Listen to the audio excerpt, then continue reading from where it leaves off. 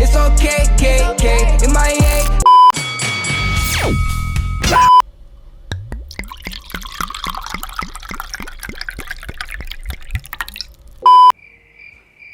Ez nago prest. Publizitatea igorri mesedez. Edateko ez ezik, aukera perfektotarako erabiltzen duzun ardoa da. Ardo industriala. Larrua zara zaintzen dizun ardoa da. Ardo industriala. Ardo industriala. Bikotekiderekin une bereziak partekarazten dizkizuna. Higienean laguntzen dizun ardoa da. Ardo industriala. Ontzin, den-denean lagun izango duzun ardo industriala. Ardo industriala. Ardo industriala.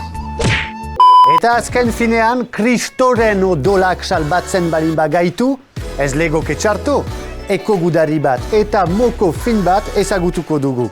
Ez da, Nelindane? Bai, Jogin, ardaue barrure. Gurekin Arturo daukagu, beretzat elikadura da buru jabetza. Ardo naturalak mundua aldatzen duela dio Arturok. Biba Ardoak proiektuaren parte da. Euskal Herriko ardo ekologikoa sustatzearen alde egiten du proiektu honek. Eta ardoaren kultura bizitzeko aukera ematen du. Aurrerantzean ere, bere mahastietatik mundua aldatzen jarraituko du Arturo. Nire ustez bai, horregatik sartua naiz desmartxa honetan, eta horregatik sartu dira Euskal Herri guztiko 11 mahastizain ardogile. Gure mahastietatik mundua aldatzen ari gara, eta gure ardoak nik uste dut ere hori ekartzen dutela.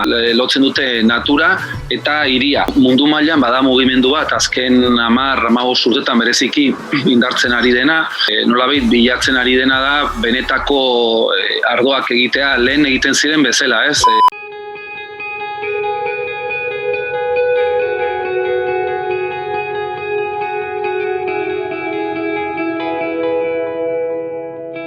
Nik sinesten dut mundua aldatzeko ekologia eta agroekologia eta elikadura buru jabetza badirela bidea, eta nik hor ikusten dut nire borroka, eta nik uste dut gainera, Euskal Herrian azken urtetan ere hainbat aldaketa gertatu direla eta hainbat kontzientzia hartze gertatzen ari dela, eta hori da bidea, transizio ekologikoan buru belarri sartzea.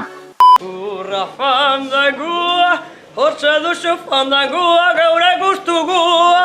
Hortxe duzu fandangua, geure guztugua. Freskue, ez da, Nelindane? Bai, eta litroka gainera.